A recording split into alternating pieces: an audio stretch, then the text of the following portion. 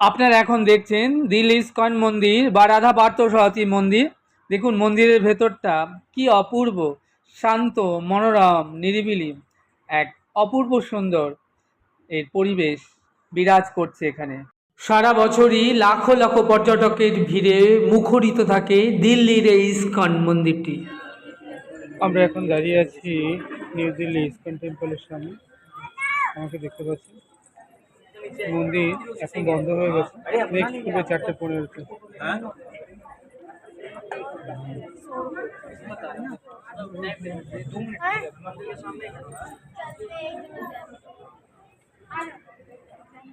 এদিকে বৈদিক মন্ত্র হরে কৃষ্ণ কৃষ্ণ কৃষ্ণ হরে হরে, হরে রাম হরে রাম রাম রাম হরে হরে।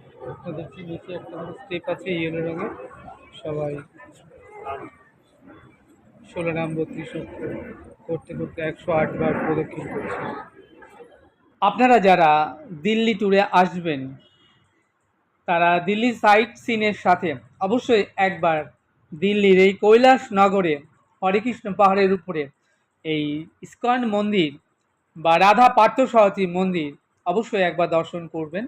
এখানে এলে মনের মধ্যে এক অনাবিল আনন্দ আপনি অনুভব করতে পারবেন।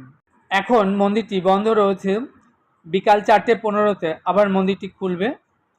আমরা এই মন্দির চত্বরে দেখতে পেলাম যে গোল গোল পদ্মের আকারে লাল হলুদ রঙের যে 108টি পদ্ম আঁকা রয়েছে এবং সকল আগত ভক্তরা সেই পদ্মের পর দাঁড়িয়ে বৈদিক মন্ত্র হরে কৃষ্ণ কৃষ্ণ কৃষ্ণ হরে হরে, হরে রাম রাম রাম হরে হরে 16 নাম 32 অক্ষর জপ করতে করতে 108টি পদ্ম তারা প্রদক্ষিণ করছেন। কি অপূর্ব, কি অভূতপূর্ব, দারুণ না?